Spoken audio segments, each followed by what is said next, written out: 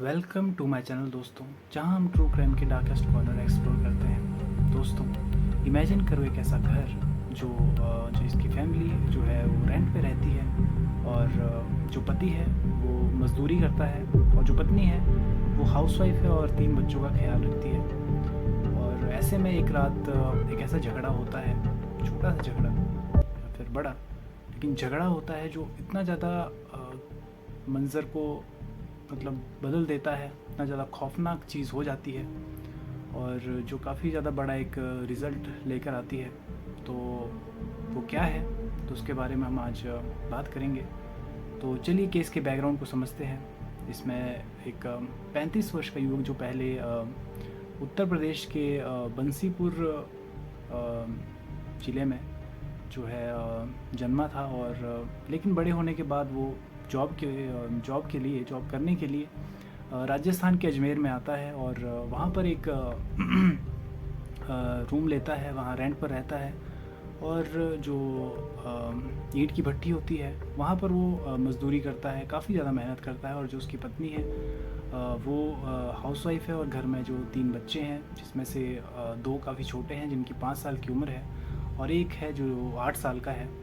तो ऐसे में जो वाइफ है वो उनका ख्याल रखती है और घर में रहती है। तो काफ़ी समय तक काफ़ी सब कुछ काफ़ी सही चल रहा होता है, लेकिन थोड़े ही समय बाद जो उसकी वाइफ है, हरिजन की जो पत्नी है, वो उसे शॉर्ट वीडियोस बनाने का, मेकअप करने का, ये सब का शौक़ अचानक जागृत होता है, क्योंकि वो घर पर अकेली रहती है, काम उसके सारे निपट जाते हैं। तो ऐसे में वो क्या करे, तो बोर होकर ये चीज़ें करने लग जाती है, जो मतलब ठीक है एक तरह से। लेकिन अगर उससे भी बड़ी चीज़ की अगर हम बात करें तो वो है कि वो, आपको पता है कि रेंट पर रहते हैं, तो हर महीने रेंट लेने के लिए जो लैंडलॉर्ड का बेटा था वो आता था, जिसका नाम जितेंद्र कुमार है। वो आता था और ऐसे में जब वो आता था तो उनके बीच में काफ़ी बातें होती थी और ऐसे में वो बातें कब एक्स्ट्रा मैरिटल अफेयर में बदल गई वो पता ही नहीं चला। और ऐसे में जब इसकी भनक हरिजन को लगी तो वो काफ़ी ज़्यादा हैरान हुआ और उनके बीच में लड़ाई झगड़े काफ़ी ज़्यादा होने लगे। और ऐसे में जो हरिजन है वो शराब भी पीने लगा और काफ़ी ज़्यादा दुखी रहने लगा। और ऐसे में एक जो पति है, जो इतने बच्चों के लिए इतनी मेहनत करता है, पूरे दिन मजदूरी करता है, 3-3 बच्चे पाल रहा है, साथ में पत्नी की भी ख्वाहिशें भी पूरी कर रहा है। तो ऐसे में उसे जब ऐसी चीज़ें पता लगती है और तो कितना ज़्यादा उसको मतलब ठेस पहुंचेगी दिल को, वो आप समझ सकते हैं। तो ऐसे में वो चीज़ होती है और उनका ये सब कुछ चल रहा होता है, लेकिन ऐसा कहीं ना कहीं उस चीज़ का पता हरिजन को होता है, लेकिन वो उन्हें पकड़ नहीं पाता कई बार मतलब स्पॉट पर। लेकिन एक ही रात शायद 24 या 25 जुलाई की, नहीं 25 जुलाई नहीं, 15 अगस्त को, 15 अगस्त की जो रात है वो थोड़ा जल्दी आता है। और ऐसे में जब वो आता है तो देखता है और उन्हें जो काफ़ी गलत मतलब उसमें देख लेता है और उसे फिर साफ पता लग जाता है कि क्योंकि रंगे हाथों उसने उन दोनों को पकड़ लिया। और तो काफ़ी ज़्यादा गुस्सा करता है, उनके बीच में काफ़ी लड़ाई झगड़े होते हैं, यहाँ तक कि उस मतलब अपनी पत्नी पर हाथ भी उठा देता है, जो जायज़ है मेरे हिसाब से, क्योंकि जब इतनी बड़ी चीज़ कर देना तो उसके लिए कहीं ना कहीं इतना तो बनता ही है, इतना क्या उससे भी ज़्यादा चीज़ें होनी चाहिए। लेकिन इतने में जो जितेंद्र है वो पहले से उसके पास एक चाकू था जिससे वो हरिजन का गला काट देता है। और उसके बाद जब गला काट देता है तो वो इंस्टेंटली मर जाता है। और उसके बाद उसकी बॉडी को वो एक पहले गद्दे में लपेटते हैं, उसके बाद प्लास्टिक की एक मतलब तरपाल टाइप उसमें बांध लेते हैं और उसके बाद ऊपर ले जाते हैं, मतलब रूफ पर ले जाते हैं। वहाँ पर एक ब्लू ड्रम होता है, ब्लू ड्रम से आपको याद आया होगा मेरठ वाला केस, ठीक ऐसा ही इसमें भी हुआ। वो जो है ऊपर ले गए उसकी बॉडी को और उसके बाद ड्रम में उसके साथ ही डाल दी, बेडशीट का जो प्लास्टिक का कवर था उसके साथ ही अंदर डाल दिया। और उसके बाद उन्होंने उसमें नमक डाला ताकि बॉडी डिकम्पोज हो जाए और साथ में ही बॉडी के सड़ने की जो है स्मेल ना आए लोगों को। और उनकी चालाकी काफ़ी ज़्यादा सही थी। और ऐसे में उसके बाद उन्होंने ड्रम के ऊपर एक बड़ा सा पत्थर भी रखा, जिससे जो लोग हैं कोई उसे मतलब देखे नहीं, क्योंकि भारी सा पत्थर रख दिया। तो ऐसे में कोई जो आए तो उसे ना नहीं उठाए, क्योंकि इतना भारी पत्थर उन्होंने रखा था। तो और ऐसे में लेकिन जब कहते हैं कि वैसी चीज़ें आप करते हैं तो कोई ना कोई एक नज़र होती है जो आपको देख रही होती है। इसमें भी एक नज़र थी जो उन्हें ऐसा करते हुए देख रही थी, और वो थी एक बच्चे की, जो उनका ही एक बेटा 8 साल का। और वो ये सब करते हुए उन्हें देख लेता है, और बाद में पुलिस को वही बताता है बयान में कि उन्होंने क्या क्या किया, कि मैं जब देख रहा था तो उन्होंने मेरे पापा की बॉडी को उसमें डाला, और उसके बाद मम्मी और अंकल ने उसमें नमक डाला, वो सारी चीज़ें उसने बताई। तो ऐसे में एक उनके पास गवाह भी था बाद में, लेकिन अभी के लिए बात करते हैं कि उसके बाद उन्होंने उसके बाद चले गए कि सब कुछ ठीक है, अब हम नहीं पकड़े जाएंगे या फिर चीज़ें। और उसके अगले दिन ही वो वहाँ से चले जाते हैं, लैंडलॉर्ड का बेटा भी वहाँ से चला जाता है, और उसकी जो पत्नी है बच्चों के साथ लेकर चली जाती है। लेकिन 2 या 3 दिन तक जो लैंडलॉर्ड था, वो उसका बेटा भी गायब था। और ऐसे में तो जब वो चेक करने के लिए आता है तो वही ड्रम देखता है वहाँ पर, और जब उसकी चेकिंग की जाती है तो उसके अंदर से पता है कि क्या ही निकलता है।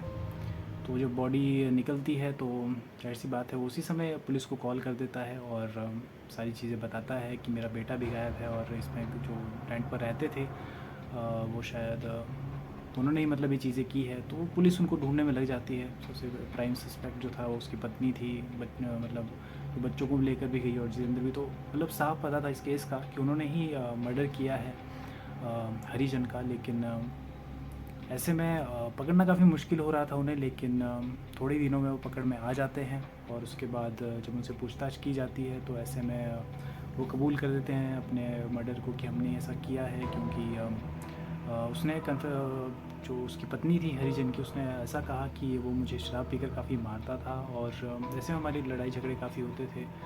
और ऐसे में उस दिन भी काफ़ी हाथापाई हो रही थी। और ऐसे में जो जितेंद्र है उसने मुझे बचाने के लिए उस पर जो है चाकू से हमला किया। और पोस्टमार्टम रिपोर्ट से जो साफ़ चीज़ें निकल कर आई कि उसकी जो डेथ थी वो कट लगने की वजह से हुई थी, जो गहरा कट गले में लगा था।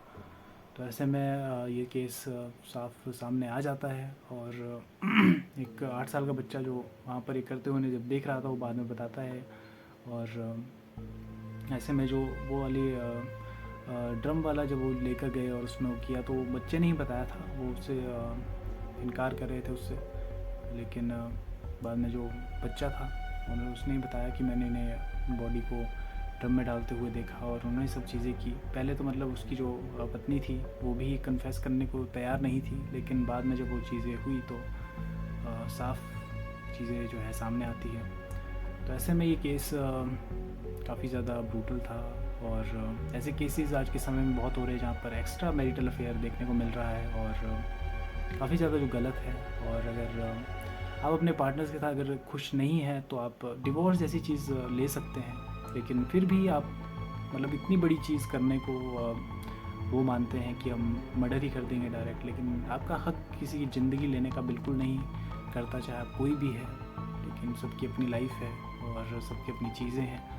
तो ऐसे में पत्ता ही साफ़ कर देना इंसान का उस चीज़ के लिए हो तो काफ़ी ज़्यादा गलत चीज़ ये होती है। तो अब डिवोर्स जैसी चीज़ अगर आप पार्टनर से खुश नहीं हैं और आप उसके साथ ही रहना चाहते हैं जिसके साथ आपका एक्स्ट्रा मैरिटल अफेयर चल रहा है जिस इंसान के साथ, तो ऐसे में आप डिवोर्स जैसी चीज़ का सहारा ले सकते हैं। वो काफ़ी ज़्यादा सही है। इससे तो कि आप खुश नहीं हैं तो जाहिर सी बात है कि आप डिवोर्स ले लें।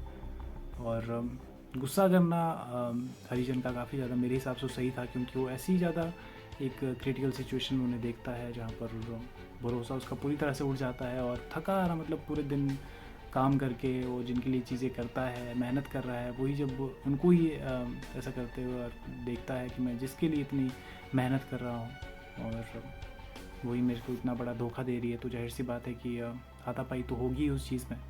लेकिन दोस्तों आज के लिए केस ये इतना ही था, और छोटा ही केस था, लेकिन ये केस हमें याद दिलाता है मेरठ वाले केस की।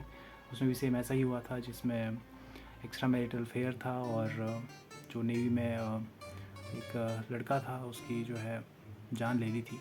तो ऐसे में सेम मतलब वही था, एक तरह से एक अलग जगह पर सेम केस ही कह सकते हैं आप। लेकिन उन्होंने भी सेम चीज़ की थी, वो उन्होंने सीमेंट उसमें डाल दिया था, लेकिन इसमें वो नमक डाला ताकि बॉडी हो अलग एक तरह से अपग्रेड कह सकते हैं आप, उस चीज़ का अपग्रेड किया है। ऐसे आए दिन काफ़ी ज़्यादा चीज़ें देखने को मिल रही है, लेकिन काफ़ी गलत है, ऐसा नहीं होना चाहिए। तो दोस्तों आपको क्या लगता है, आप बताइएगा ज़रूर कि ऐसे केसेस या फिर एक्स्ट्रा मैरिटल अफेयर को किस तरह से कम किया जा सकता है। और ऐसे में आपस में बातचीत भी होनी चाहिए, कम्युनिकेशन ज़्यादा ज़रूरी है। और अगर तब भी बात नहीं बनती तो जाहिर सी बात है कि डिवोर्स ले सकते हैं, काफ़ी ज़्यादा बढ़िया एक चीज़ होगी वो। तो चलिए दोस्तों, इतना ही था आज के लिए।